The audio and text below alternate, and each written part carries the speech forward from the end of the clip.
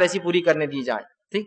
بہرحال پانچویں چیز جو گناہ ہے جس کو ہم نے معمولی سمجھ لیا، جو پانچویں کیٹیگری آج کی میری، وہ میاں بیوی کے تعلقات کے بارے میں، کہ میاں بیوی کے تعلقات میں کچھ ایسے اعمال ہیں جن اعمال کو ہم معمولی سمجھتے ہیں، جو سنگین شریعت میں جرم ہے.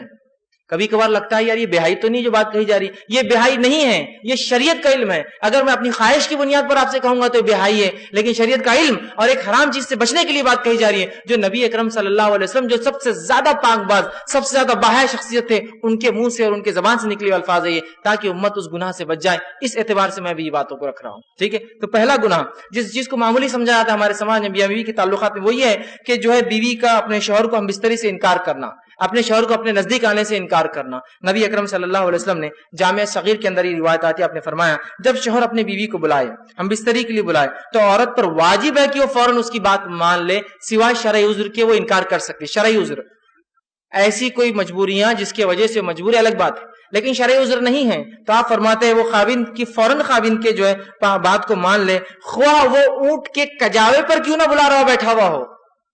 اونٹ کا کجاوا مطلب اس کی زین جس سے بیٹھتا ہے انسان، اس پہ بلا رہا ہو تو اس کو جانا پڑے گا، اس کو انکار نہیں کر سکتی ہے وہ. اس معاملے کو خواتین جو بیویاں ہیں جو اپنے شوہر کا حق دینا چاہتی اس بات کو یہ مد نظر رکھے، اس لیے کہ جب اس معاملے میں رسول اللہ فرما رہے کوتاہی ہوتی ہے نا، شریعت نے کیوں اہمیت دی اس بات کو، اس میں کوتاہی ہوتی ہے تو انسان پھر دوسری جگہ خواہشات پوری کرنے کی کوشش کرتا ہے، پھر وہ برداشت نہیں ہوتا ہے عورت کو، یا پھر وہ سوچتا ہے کہ یہ بیوی تو میری راضی نہیں ہوتی، اس کی اپنی مرضی ہوتی ہے. اس معاملے میں غیر شرعی بنیادوں پر انکار کرنا، یوں ہی انکار کرنا یا اپنی ضد پر اڑ جانا، یہ بہت سنگین جرم ہے. دوسری روایت میں آپ صلی اللہ علیہ وسلم صحیح بخاری کی روایت آپ نے فرمایا جب شوہر اپنی بیوی کو ہم بستری کے لیے بلائے اور بیوی انکار کر دے اور شوہر اپنی بیوی سے ناراضگی کی حالت میں سو جائے تو ساری رات، اور اگر وہ سوتا رہے ساری رات اگر ناراض رہے تو اس عورت پر صبح تک کے لیے فرشتے لعنت بھیجتے رہتے ہیں، فرشتے بددعائیں بھیجتے رہتے ہیں جو عورت اس طرح سے کرے. ٹھیک.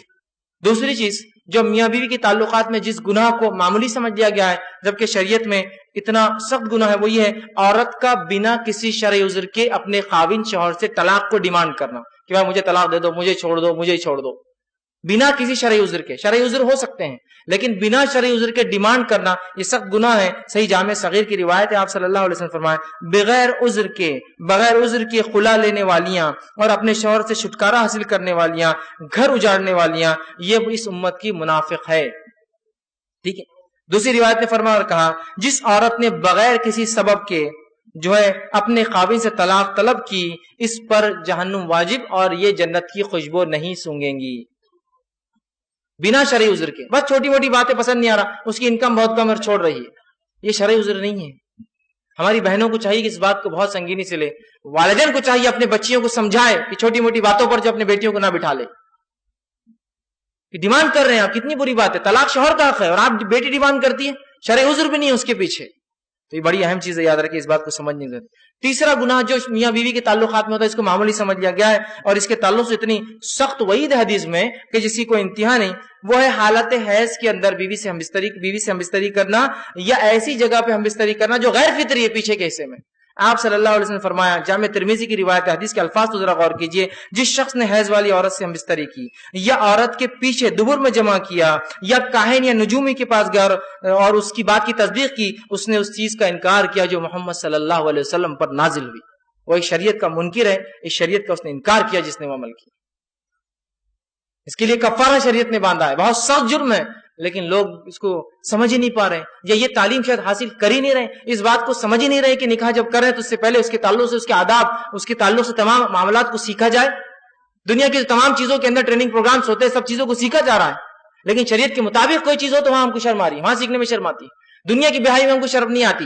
ہمارے بچے 11ویں 12ویں کے اندر جاتے ہیں، سائنس پڑھتے ہیں جس کے اندر عورت اور مرد کے جو ہے اعضاءوں کے اور تفصیلات پورے جسم کی تعلیم ہوتی ہے، وہ پڑھانا تو منظور ہے، لیکن بچے کو یہ سکھانا کہ شریعت تمہاری اور ہماری شریعت مطہرہ کیا سکھاتی ہے ہمارے بچوں، وہ ہم کو جو ہے بے شرمی، بے حیائی، اور جو بولتا ہے وہ بے شرم آدمی ہے، وہ بے حیا ہے، اس کو عقل نہیں ہے، اس کو شرم اس کو ہے. بے شرم تو وہ ہے جو ان باتوں کو نہ بتانے کی وجہ سے امت کے اندر یہ باتیں پھیل رہی ہے، یہ برائیاں پھیل رہی ہے. بہرحال اسی طرح جو ہے جو باتیں میاں بیوی کی تعلقات کی میں چوتھا گناہ جس کو معمولی سمجھ لیا گیا وہ یہ ہے کہ کسی غیر محرم عورت کے ساتھ خلوت میں اکیلے میں ملاقات کرنا اور کسی غیر محرم عورت سے ہاتھ ملانا، یہ بہت سخت بری بات ہے. نبی اکرم صلی اللہ علیہ وسلم فرماتے ہیں، اس کے تعلق سے آپ نے فرمایا، ترمذی کی روایت ہے، جب بھی کوئی آدمی کسی غیر محرم عورت کے ساتھ تنہائی میں ملتا ہے تو وہ 2 نہیں तीसरा उनमें शैतान होता है, वो 3 हो जाते हैं। और मेरी बात याद रखिए, जब भी बारूद और आग, चाहे कितने भी अच्छे दोस्त हो, बारूद और आग मिलते हैं धमाका होना ही है, चाहे कितने अच्छे दोस्त हो। आग भी बोल रही मैं अच्छी दोस्त हूं तुम्हारी, बारूद बोल रहा बहुत अच्छा दोस्त हूं, लेकिन जब मिलेंगे तो सिवाय धमाके के कुछ नहीं हो सकता। इंटेंसिटी ज्यादा कम होंगी लेकिन धमाका जरूर होगा। तो मर्द और औरत जब गैर महरम मिलते हैं, ये बारूद और आग है, ये कभी भी कितने अच्छी नीयत से मिले ये धमाका होना ही, ये कभी साथ नहीं रह सकते हैं।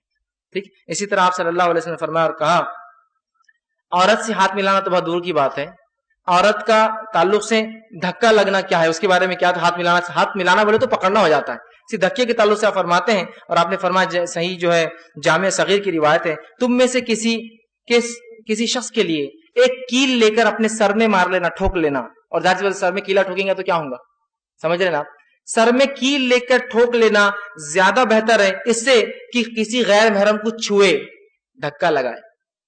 कील लेके ठोक लेना ज्यादा बेहतर है बनिस्बत इसके किसी गैर महरम को धक्का लगे। यहां हाथ मिलाने में धक्का कहां लगता है, हाथ मिलाया जाता है पूरा, और इसको फख्र, स्टेटस और पता नहीं क्या क्या समझा जा रहा है। ये काय का फख्र और काय का स्टेटस, ओछापन है मेरे नजदीक। तो ये नबी अकरम सल्लल्लाहु अलैहि वसल्लम ने कभी किसी औरत का नंगा हाथ देखना भी पसंद नहीं किया, खुला हाथ। एक बार एक खातून जिसको इल्म नहीं था शरीयत का, वो मदीना आई और बैत आप के पास बैत करने के लिए आई। उसे पता नहीं था कि औरतों की बात अल्लाह के रसूल कैसी लेते हैं। वो आई और अपना हाथ डाल दिया आसम के सामने बैत के लिए। आसम फौरन अपने हाथ पीछे के नजर पड़े और कहा, मोहम्मद किसी औरत के नंगे हाथ को छूना तो दूर, नंगे हाथों को देखना भी पसंद नहीं करते हैं। और आपने चेहरा फेर लिया उससे। हाथ मिलाना, अब ये हाथ मिलाना ऑफिस के लिए होता होगा, बहुत से लोग उनका कल्चर होता है। कल्चर क्या होता है, किसी भी औरत को ईद मिलने जाते हाथ मिला के हाथ पकड़ के चूमते। कल्चर, ये कल्चर फालतू कल्चर है, छोड़िए इस कल्चर को, निकल के आइए इस कल्चर से बाहर। ये शरीयत नहीं है। जो शरीयत मोहम्मद ये कह रही है कीला ठोकना अफजल है सर में, हाथ मिला, हाथ धक्का लगने से कैसे वो इजाजत देगा कि आप कल्चर के नाम पर जो किसी औरत का हाथ पकड़े। नहीं, यहाँ पर समाज में चलता है, कल्चर है हमारा कि किसी भी औरत का हाथ पकड़ के हम चूमते ईद के दिन खुशी में चूमते। ये कल्चर शरीयत नहीं है, इसको निकालना होगा हमको अपनी जिंदगियों से, वरना फिर हम उन लोगों को रोक नहीं सकते हाथ मिलाने से, इसलिए कि आप भी तो कल्चर के नाम पे एक अमल कर रहे हैं। ठीक, इसी तरह जो है छठी चीज, जो गुनाह जिसको मामूली समझ लिया हमने अपने समाज में करना, जो कि शरीयत के नजदीक हराम है, सब गुनाह है, वो ये है जो है मामलात और तिजारत